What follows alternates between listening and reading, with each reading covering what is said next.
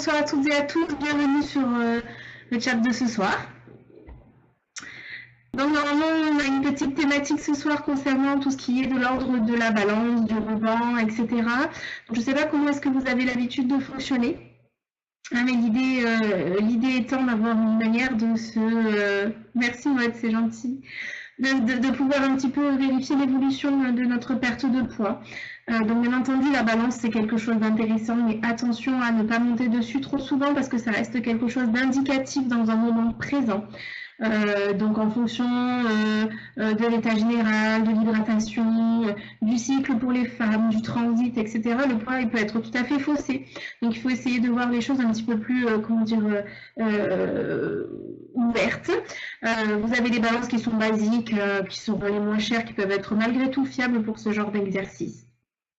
On a les balances à impédance-métrie qui vont avoir un petit conducteur électrique qui va passer dans le bas de votre corps et qui va nous mettre en fonction de la vitesse de propagation les pourcentages, que ce soit concernant le taux de matière grasse, le taux d'eau, le taux de matière sèche, matière osseuse, etc. par exemple. Donc ça va dépendre un petit peu de ce que vous choisissez. Quoi qu'il en soit, au plus elle aura une fonction élevée, au plus elle aura une fiabilité élevée, on aura, comment dire, un prix qui va suivre. Donc ça risque d'être très très cher. Clara, je peux déjà vous répondre que non, il ne faut surtout pas se peser tous les jours parce que justement, c'est quelque chose qui est de l'ordre du... assez ponctuel, voilà, c'est quelque chose qui n'est pas forcément hyper fiable. Je peux vous mettre 10 balances à côté, que chacune vous donnerait un poids différent. Donc l'idée c'est d'avoir un ordre d'idée. Donc une fois par semaine c'est pas mal pour ceux qui en ont besoin, ceux qui sont un peu plus inquiets de la balance, une fois par quinzaine ou même une fois par mois, il n'y a pas de souci. On a d'autres manières de vérifier si on perd du poids ou pas. Donc, on a le ruban, par exemple. Alors, c'est vrai que moi, j'ai plutôt tendance à vous conseiller de vous faire mesurer par quelqu'un pour la simple et bonne raison qu'en fonction des postures dans lesquelles on va se mettre, on va pouvoir avoir des degrés de centimètres qui vont être complètement différents.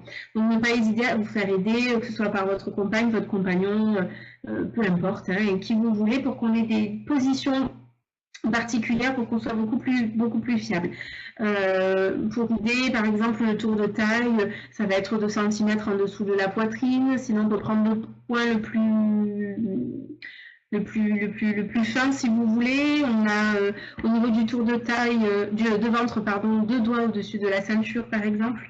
Au niveau de la cuisse, on est sous le pli de la fesse.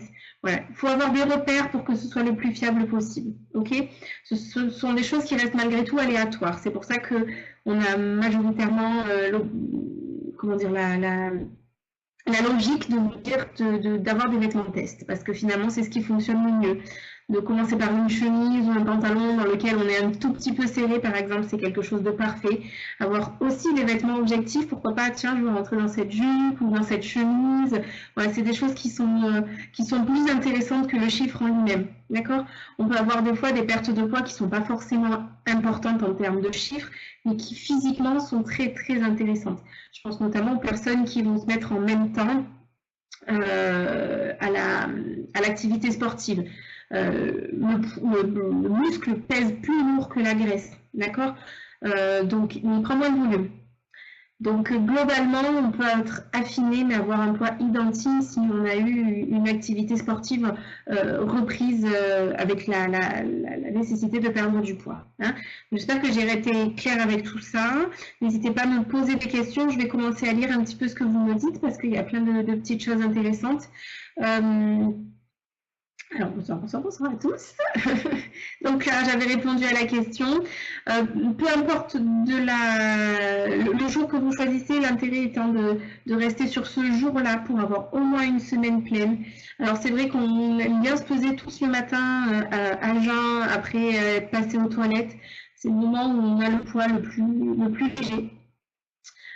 C'est aussi le poids qui n'est pas forcément le plus fiable parce que justement on peut avoir comment dire un taux de déshydratation, j'ai envie de dire, variable en fonction de la température de la chambre, en fonction de la température de l'extérieur. En plein été, par exemple, le matin, on peut être 1000 fois plus déshydraté que là en plein mois d'octobre. Donc, c'est vrai que notamment sur les impédances-métrie, donc les balances dans lesquelles on va pouvoir avoir le pourcentage de graisse, etc., on conseille plutôt de se peser à 19 h. Donc, suffisamment éloigné des repas principaux et pas encore au repas du soir. Donc, ça peut être intéressant aussi de voir cette différence.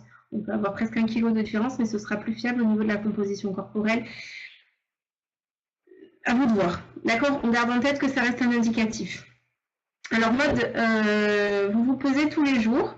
Alors, je suis, comment dire, un petit peu gênée de cette note, puisque le retentissement, il peut être positif au départ, dans le sens où on peut avoir une euphorie de perte de poids qui va être super motivante.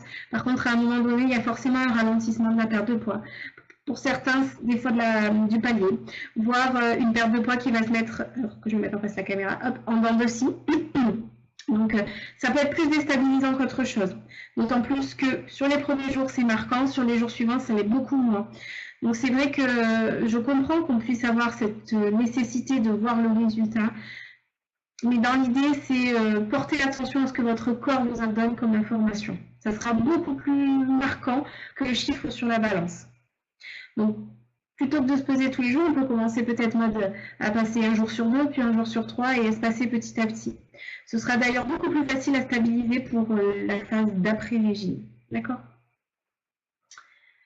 Je sais, c'est pas bien. Je n'étais pas allée jusqu'au bout de votre info mode. Mais vous n'allez pas vous faire gronder pour autant. L'objectif étant de trouver, si vous voulez, nos petites problématiques personnelles. Il y en a qui sont plus dépendantes du chiffre que d'autres. Par contre, il faut savoir un petit peu cette notion-là, si vous voulez, pour pouvoir comprendre et faire évoluer son comportement. D'accord? Donc, voilà, on le sait, c'est pas bien, c'est un fait, mais c'est pas grave. Notre idée, c'est d'essayer d'avancer dans ce sens-là. Oui, Cynthia, on n'est pas obligé de se mesurer, de se peser. Moi, je suis assez partisane personnellement du vêtement. Hein, vous savez, si votre jean commence à vous serrer, c'est que probablement on a pris 1,5 kg. Et inversement, si le jean commence à être un petit peu plus lâche, ça veut très probablement dire qu'il y a 1,5 kg ou moins.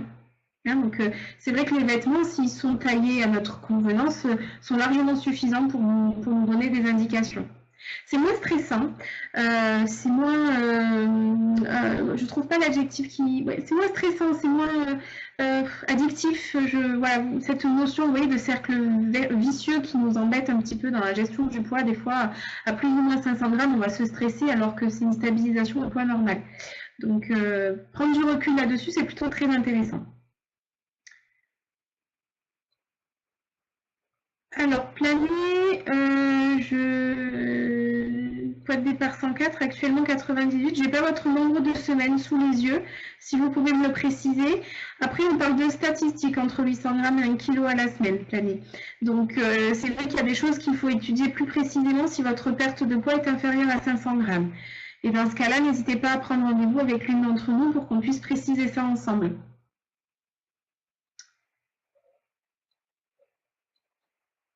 Exactement, Daniel. Le vrai baromètre, c'est les vêtements. On peut aussi avoir les photos. C'est vrai que ce sont des choses auxquelles on ne pense pas toujours, mais ça peut être intéressant pour que notre cerveau interprète mieux notre image. Donc, on peut avoir cette notion à mettre en place aussi. Peut-être une photo en sous-vêtements si on n'est pas trop complexé pour le jour 1, et puis une photo peut-être tous les mois pour voir l'évolution. Donc, toujours dans la même posture, avec la même distance entre l'appareil photo et soi. Mais ça peut être plus qu'intéressant, effectivement, d'avoir d'autres manières de faire que d'être sur le chiffre, que ce soit le chiffre en centimètres ou le chiffre en kilos. Je suis complètement d'accord avec vous pour ça, Daniel. Athéna, vous aimeriez savoir si on peut manger de l'ananas en boîte au naturel? Oui, il n'y a pas de souci au naturel. Alors, si vous prenez un peu de jus et un peu d'ananas, ça va nous faire un petit peu de fruits et un petit peu de jus de fruits. Si vous prenez que l'ananas tout seul, il n'y a pas de problème. On peut aller en termes de rondelles sur à peu près 3 rondelles, 2 à 3 rondelles. Généralement, c'est bien détaillé. Donc, voilà, plutôt 3 rondelles. Alors, les cubes de bouillon dégraissés dans la soupe, pourquoi pas? La problématique principale au niveau des bouillons cubes, ça va être vraiment leur teneur en sel et en matière grasse. Donc généralement, on a tendance à vous conseiller tout ce qui est de l'ordre du dégraissé, effectivement, et avec 25% de sel en moins. Donc pourquoi pas rajouter du bouillon cube, que ce soit du bouillon de poule ou éventuellement du bouillon de légumes. Hein, ça existe et du coup, c'est vrai que les apports sont moins embêtants. On peut, il n'y a pas de problème. Par contre, n'ajoutez pas de sel. Hein, au niveau de l'assaisonnement, ce sera le bouillon cube qui fera l'assaisonnement. Alors, mode gros repas de famille samedi dimanche, du coup j'ai sauté le repas de dimanche soir, qu'en pensez-vous? Alors c'est surtout l'expression sauter le repas qui est intéressant, c'était surtout est-ce que vous aviez faim dimanche soir? Si vous n'aviez pas faim, effectivement que le repas du soir il n'était pas nécessaire. Clairement. Je peux vous dire si vous voulez, si vous avez fait un repas de dimanche midi 2 en 1, effectivement c'est peut-être pas nécessaire de manger son repas du soir. Là, c'est plutôt au niveau de votre ressenti auquel il faut penser. Donc, est-ce que j'ai faim? Je mange. Est-ce que j'ai faim un petit peu? Je mange un petit peu. Est-ce que j'ai faim extrêmement? Je me prépare une assiette un petit peu plus grande. Si vous n'avez pas faim, vous ne sautez pas de repas. Sauter un repas, c'est j'ai faim, voire je meurs de faim et je m'oblige à ne pas manger. Ça, c'est délétère au niveau de votre corps. Par contre, si vous n'avez pas faim, on est sur une réponse complètement physiologique. Bonsoir Pascal. Alors Mélie, finir les 4 mois, j'ai des soucis, ok. Vous avez changé votre dosage quand Mélie et est-ce que vous avez suivi avec l'une d'entre nous? Je sais qu'il y a eu beaucoup de soucis au niveau des traitements de type Levothyrox ces derniers mois, ces dernières années même, parce que je crois que c'était novembre de l'année dernière. Il y a eu beaucoup d'autres produits qui ont été mis en place, donc c'est vrai que si le dosage n'était pas OK, ça a pu nous ralentir au niveau de la perte de poids. Quoi qu'il en soit, je pense que le plus judicieux, ce serait vraiment de prendre rendez-vous, faire un bilan avec l'une d'entre nous si vous n'avez pas le suivi, pour qu'on puisse vraiment évaluer la nécessité de continuer ou est-ce qu'on attend que votre dosage se stabilise et reprendre derrière. Voilà, ça c'est vraiment des choses qu'il faut qu'on discute, je pense, en individuel. Alors Pascal, 111 kg 81 en 6 semaines, ben, c'est parfait. Toutes mes félicitations. Alors Flavie, vous aviez 8 semaines. Attendez, je me trompe de ligne. Non, c'est ça, 8 semaines et on est passé de 104 à 98, donc ça vous fait 6 kg. Donc on est complètement dans les clous entre les 800 grammes et les 1 kg. Je vais faire la calculette tout de suite si vous voulez. Mais je pense que c'est pas si catastrophique que ça, Flavie. Si vous préférez faire le point avec l'une d'entre nous pour pouvoir vraiment être rassuré de ce côté-là, divisé par 8, ça nous fait 750 grammes exactement. Hein. Donc il faudrait voir effectivement l'état de santé, l'application du régime, est-ce que ça c'est correct, est-ce qu'il y a des choses à retravailler, est-ce qu'il y a une activité physique, il y a toutes ces choses-là qui entrent en compte. Votre âge, c'est des infos que je n'ai pas du tout sous les yeux. Donc votre âge, votre activité sportive, votre hydratation, votre sommeil, votre emploi ou pas. Est-ce qu'il y a un traitement des pathologies? Est-ce qu'il y a un antécédent au niveau des régimes de manière très marquée? Il y a beaucoup de choses qui peuvent intervenir. Quoi qu'il en soit, ce n'est pas si catastrophique que ça, puisqu'on n'est pas très loin des clous. Hein. J'ai fait le calcul avec la calculette, ça nous fait 750 grammes par semaine. Et les statistiques sont entre 800 grammes et 1 kg. D'accord? Donc ça serait intéressant de voir qu'est-ce qui peut nous embêter. Quoi qu'il en soit, du moment qu'on n'est pas en dessous des 500 grammes à la semaine, il n'y a rien d'alarmant. Oh, c'est super gentil, Maud. Bah, écoutez, je pense qu'on a une équipe assez sympathique. Alors, c'est une question que j'ai oublié de poser. Promis, je la pose pour la semaine prochaine, Maud. Je ne sais pas du tout si vous avez accès à votre chat en ligne et si votre programme est terminé. Donc, j'ai complètement oublié, je vais me le noter tout de suite. Hop. Et je vous dis ça la semaine prochaine parce que c'est vrai que je n'y ai pas pensé. Je la note. Je commencerai par ça d'ailleurs la prochaine fois. Alors, Daniel, pour remplacer un orange pressé, un citron, ça doit être un fruit. On modifiera ça par un fruit, Daniel. Le citron ne compte pas vraiment, l'apport calorique est vraiment minimal, donc on va personnellement, je le compte plutôt comme un condiment. Concernant l'eau gazeuse, c'est vrai qu'on a plutôt tendance à vous privilégier les eaux gazeuses les moins riches en sel. Hein, donc pour vous donner quelques marques comme ça, on peut avoir Perrier, Salvetta, la cristalline gazeuse qui n'est pas très salée et la San Pellegrino. Par exemple, l'idée étant de regarder la composition, je ne les connais pas toutes par cœur, et d'être inférieure à 50. Ananas frais, c'est mieux. C'est toujours mieux d'un point de vue vitaminique, oui, Daniel, dans le sens où, vous savez, hein, je vous l'ai rabâché depuis plusieurs fois, la vitamine C qui est présente dans les fruits et dans les légumes, elle craint la lumière, la chaleur, et c'est une vitamine qui est, comment dire, hydrosoluble. Donc, c'est-à-dire qu'elle est soluble dans l'eau. Donc, dans votre boîte, quand on a l'ananas mélangé dans son jus, on va avoir de la vitamine C qui va passer dans le jus. Donc, bien entendu, que je peux vous dire que le fruit frais est toujours meilleur que toutes les autres équivalences de fruits. D'accord? On fait des équivalences en apport en glucides, d'accord, en apport en fructose au niveau des fruits. On ne fait pas d'équivalence forcément en teneur en fibres, mais en teneur en vitamine C. C'est pour ça qu'on vous conseille sur certains repas d'avoir plutôt des légumes crus ou des fruits crus, de manière à ce que vous ayez cet apport en vitamine C. D'autant plus, là, je pense, Daniel, il y a des magasins, des grandes surfaces qui font des fruits parés, découpés, mais sans adjonction de jus ou de sucre. Donc, ça peut être une solution, effectivement, de temps en temps, ça peut être embêtant, l'ananas à découper. Quand on va aux courses, on prend un ananas découpé et puis on le mange sur les 2 jours qui arrivent. Alors, Suzanne, pour les fruits, on mangeait surtout des bananes. Alors, c'est vrai que là, au niveau des bananes, la problématique, c'est qu'on va avoir un fruit qui va être un petit peu plus riche. Comme les bananes, on a les cerises, on a les raisins de cet ordre-là.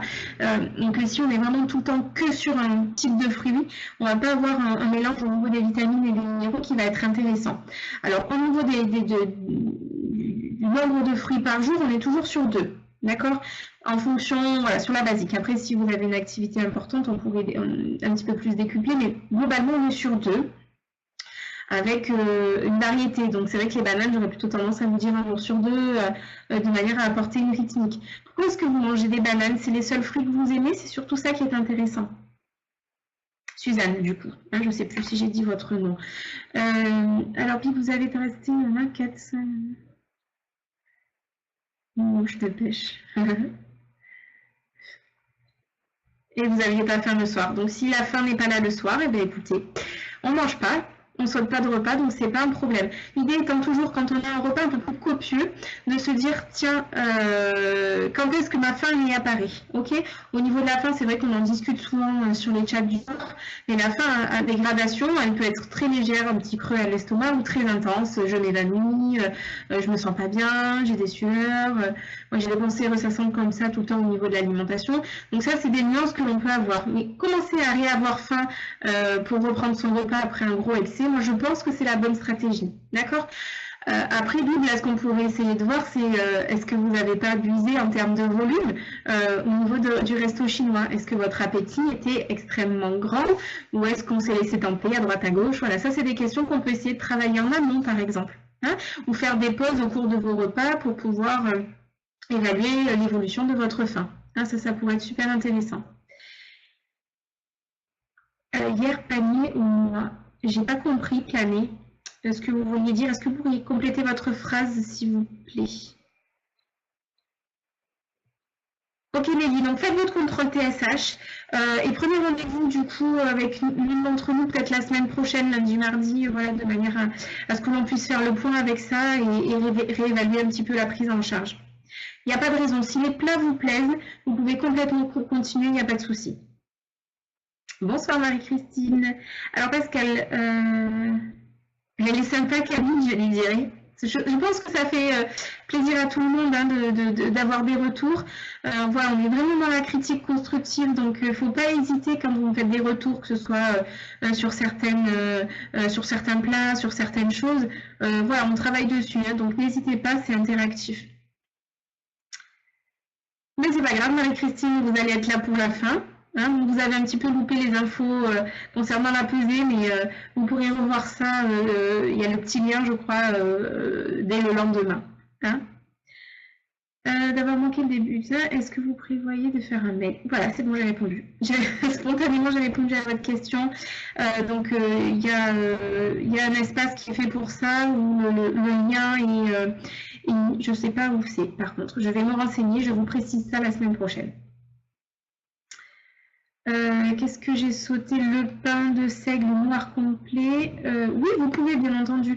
Les pains, que ce soit au seigle ou aux céréales, ce qui compte, c'est qu'ils soient enrichis. Enfin, pas trop transformé, pas trop raffiné, d'accord? Vous savez que l'intérêt dans une céréale, c'est sa pellicule extérieure. C'est ce qu'on appelle la pellicule de son. Ok, c'est celle qui contient le plus de fibres, de vitamines et de minéraux. C'est celle qui est aussi le plus en contact avec les pesticides. C'est pourquoi on a tendance à vous conseiller sur les pains complets ou aux céréales d'avoir des pains plutôt bio. Ok. Après, 50 g de pain, c'est 50 g de pain en termes de calories. En termes de qualité, les pains foncés seront toujours plus intéressants. Donc vous pouvez, à hauteur de 50 g, ça vous fait une portion. Super plané. N'hésitez pas à bien détailler tout ça. Sur ça, c'est ce que j'avais oublié, c'est ok. Mode dans la publicité est précisé qu'on bénéficie d'un conseil tout le temps ou mes clients, même en pause. Accord fait. Sincèrement, je ne sais pas. Je ne sais pas, donc je préfère vous dire la vérité. Je ne sais pas. Je n'ai pas ces informations dans ma tête. Donc je préfère demander plutôt que de vous dire une bêtise. Et je vous précise ça lundi prochain. Je me le suis noté. Regardez, j'ai encore le stylo dans la main. Donc je fais vraiment le point sur toutes ces petites subtilités. Et je vous le dis la semaine prochaine. Du midi, peut-on parfois le remplacer par un petit steak ou une petite escalope de veau, une tranche de thon? Alors Daniel, si vous remplacez votre plat bon, on bascule dans un repas de type journée libre. Donc bien entendu que vous pouvez prendre une viande, une poisson ou des œufs avec des légumes et des féculents. C'est possible, il n'y a pas de problème. Effectivement, si vous ressentez une monotonie, plutôt que d'arriver dans une lassitude, de se dire peut-être une fois ou deux dans la semaine, d'avoir un repas maison, ça peut nous faire du bien. Pourquoi pas? Après, attention à vos modes de cuisson, bien entendu, au choix des aliments, de préférence toujours de bonne qualité, si on utilise du coup de la viande, du poisson, etc., plutôt frais. Et au niveau du mode de cuisson, attention aux ajouts de matière grasse. Alors le pain minois plané, ça devient un peu plus compliqué. Vous savez qu'il y a beaucoup de pains aujourd'hui qui sont enrichis, que ce soit les pains, j'entends de sportifs, les pains qui peuvent être avec des noix, le pain aux olives. Qu'est-ce qu'on peut avoir d'autre? Les pains avec des cranberries, des choses un petit peu comme ça. J'enlève le stylo, moi, ça va. Des choses un petit peu comme ça qui peuvent nous embêter. Ça vous apporte des calories supplémentaires. Donc, ça va un peu plus de la fougasse que du pain. Voilà, plutôt ponctuellement. Ok, pain, même si c'est super bon, je ne peux pas dire le contraire, j'ai plutôt du mal à vous conseiller de l'avoir au quotidien. Niveau quantité, je mange énormément, j'ai juste fait attention à ne pas manger de plats frits. On dit que vous avez une consultation avec nous ou pas? Parce que là, c'est quelque chose qui pourrait être intéressant d'individualiser. Spontanément, si vous avez l'habitude d'avoir beaucoup de volume, je vous conseillerais de vous faire une assiette de légumes plus un plat. Que ce soit le midi et le soir. Vous savez que la catégorie des légumes, qu'ils soient crus ou cuits ou en soupe avec peu de matière grasse ajoutée, vous pouvez en consommer autant que bon vous semble, autant que votre estomac a la nécessité. Alizée, derrière Marie-Christine, j'ai commencé le programme il y a une semaine, je suis plutôt satisfaite. Alors, amandes et noisettes, ce sont des fruits oléagineux. D'accord? Les fruits secs, ça va être abricot sec, par exemple, bananes séchées, on peut avoir de la mangue séchée, on peut avoir des pruneaux, voilà, ce genre de choses-là. Donc oui, pourquoi pas, on pourrait éventuellement modifier l'un par l'autre, surtout qu'on arrive sur la saison des fruits oléagineux. L'idée étant de se dire une petite poignée. Donc pour les noix, on est globalement sur 3, pour les amandes autour de 7, idem pour les noisettes. Et si on est sur vraiment les fruits séchés, ça va être la même unité qu'un fruit frais. Donc par exemple, 3 pruneaux, 3 abricots secs. Si vous avez d'autres envies, n'hésitez pas. Parce que il y a vraiment tous les fruits qui peuvent être séchés. Il peut y avoir des kiwis, il peut y avoir les bananes, j'ai déjà dit, l'ananas, la fraise. C'est moins courant, hein, mais dans les magasins bio, souvent on en a plus. Merci Maud. Je suis plutôt spontanée comme personne. Oui, c'est ça complètement. Les fruits comptent, enfin les fruits oléagineux et les fruits secs sont un équivalent du fruit frais. Je mets toujours le même bémol par contre au niveau de la vitamine C sur les fruits séchés. Hein. Comme il n'y en a plus d'eau, il y a de la vitamine C qui s'est évaporée. Donc pas de souci si vous voulez pour en consommer. J'y vois aucun inconvénient. Ça peut même être super sympa là en pique-nique, quand on est dehors ou là quand on est en automne, on a une variété de fruits qui est un petit peu différente. Pourquoi pas? Par contre, voilà, attention à ça, avoir au moins dans la journée un fruit cru et une crudité pour pouvoir avoir votre apport en vitamine C et être au top sur votre immunité. Le soir, je m'envoie 4 ou 5 carottes crues, une demi-salade. Et vous avez encore faim après vos 2 assiettes de légumes et votre plat? Ou est-ce que vous êtes suffisamment rassasié? Alors moi, c'est pas forcément qu'on le supprime, j'ai pas eu d'informations à ce niveau-là, donc je pense que c'est juste une rupture de stock. Quand il y a une rupture de stock, effectivement, on vous le propose plus, mais c'est l'affaire de quelques jours. J'ai pas eu d'infos comme quoi c'était supprimé, donc clairement, je pense pas. Je pense que c'est juste une problématique de stock. Exactement. La variété, c'est ce qui permet le plus possible d'éviter la lassitude. Si on est lassé, on va craquer. Donc pensez à varier. Hein. Je sais que la dernière fois on a discuté des fruits, les fruits de mer par exemple, hein, tout ce qui est crustacé, on va rentrer dans la saison. Ça peut être une idée de le faire par exemple sur la journée libre. Hein. Il ne faut pas hésiter à varier, loin de là. Il n'y a quasiment aucun interdit. Je dis quasiment, mais parce qu'il n'en vient pas. Il n'y a pas d'interdit en alimentation aujourd'hui. La diététique, c'est manger varié. Après, on va travailler sur un équilibre alimentaire, sur des quantités, sur des fréquences. Hein, tout à l'heure, je ne sais plus qui c'est qui me parlait de produits frits. C'est Bible, je tombe sur le mot, c'est nickel. Les produits frits, par exemple, une fois par mois, une fois qu'on aura perdu le poids et stabilisé, ce sera complètement jouable. Hein, que ce soit friture ou panure d'ailleurs. Merci, Maud, je ferai le retour. Oui, vous avez la possibilité de modifier, alors on dit jusqu'à 48 heures avant la date de livraison, il ne faut pas hésiter justement, je sais que j'ai beaucoup de patients qui me parlent de notation personnelle de tous les plats, je trouve ça super amusant, donc n'hésitez pas à le faire, à vous faire une petite classification de vos plats préférés, parce qu'effectivement quand on mange que ce qu'on aime, c'est quand même beaucoup plus facile. Alors, je me sens bien la journée, mais je mange beaucoup le soir car je dis... Alors peut-être que là, l'idée, ce serait pas de manger beaucoup, Bib. L'idée, ce serait peut-être de fractionner les choses différemment. Donc, soit récupérer la collation de l'après-midi, mettre la collation en soirée, soit décaler le fruit. Il peut y avoir plein de possibilités en switchant les fruits et les laitages. Effectivement, hein, si vous mangez à 19h45 et que vous vous couchez à 3h du matin, vous avez une rythmique beaucoup trop longue. À ce niveau-là, vous allez avoir faim avant de vous coucher. Globalement, quand on fait un repas complet, on tient 4 à 5 heures. Okay, donc c'est pour ça qu'il y a la collation d'après-midi. Et c'est dans l'idée la même chose, Bib. C'est-à-dire que si je compte 19h45, ça fait 20h45, 21h, 22, 23, minuit. À partir de voilà, à peu près minuit et demi, vous commencez à avoir faim. Donc il serait presque logique d'avoir une collation dans la soirée. Prenez rendez-vous avec l'une d'entre nous pour que ce soit discuté en tout cas. C'est toujours bien de vérifier un petit peu les avis à droite et à gauche, Maud, et de se faire son propre avis. Merci de ce retour. Oui, il ne faut pas hésiter à décaler les repas. C'est vrai que quand on a des horaires de jour, des horaires de nuit, des fois on a les infirmiers, par exemple, les aides-soignants qui ont des gardes de 12 heures avec une activité importante tout au long de la journée, des pauses qui ne sont pas forcément rythmées. Ça peut être intéressant effectivement de fractionner plus l'alimentation parce que des fois 4 repas, c'est pas suffisant. De retravailler ça en fonction des rythmiques. Donc l'idée étant de se dire qu'il faut consommer tout ce que l'on a dans notre journée type, mais qu'on peut effectivement mélanger tout ça et le reconstruire comme il est possible de l'appliquer, pardon, comme il est possible de l'appliquer à votre vie courante. Hein. Allez-y, si vraiment vous voyez que ça vous complique la vie, pareil, prenez un seul rendez-vous avec nous, on pourra vous conseiller sur le travail de nuit. Alors, je vais répondre aux dernières petites questions, puisque je vois que c'est déjà 19h29, ça passe vraiment trop vite. Le matin, je n'ai pas compris ce qu'il faut manger au petit déjeuner. Alors, Téléronie, au petit déjeuner, vous avez un produit de petit déjeuner qui est bon, auquel vous pouvez aller ajouter une boisson, qu'elle soit chaude ou froide, c'est comme vous voulez, un fruit frais à ajouter et un laitage.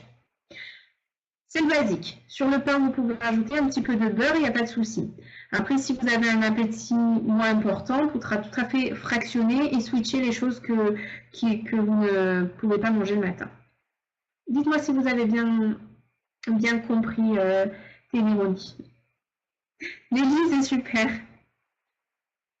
Oui, café sans sucre, café, thé, tisane, il n'y a pas de souci. Pour ceux qui préfèrent le frais, ça peut être un verre d'eau, il n'y a pas de problème. Moi, on est là pour vous aider à avancer dans votre autonomie. Hein, donc, l'idée étant, je ne me souviens plus, hein, on a peut-être discuté les précédentes fois, de vous accompagner dans une nouvelle alimentation pour que vous soyez autonome derrière. Hein. Après, on peut tout à fait aussi se dire, avoir un petit peu de programme, un petit peu d'alimentation maison. Hein. Ce sont des choses que l'on pourra voir au fur et à mesure, pourquoi pas. Hein. En tout cas, je vous remercie tous de manière très très importante. Alors, je vois juste vite fait la question de Monsieur Maillet. Alors, kilojoules et kilocalories, ce sont deux unités qui sont complètement différentes. D'accord? Donc, ça veut dire la même chose, mais c'est exprimé de manière différente. C'est comme si on parlait du kilo et du litre. À très bientôt et je vous dis donc pour moi à la semaine prochaine. Prenez bien soin de vous. Hein, et puis, belle soirée à tous. Belle semaine aussi. À très bientôt. Au revoir.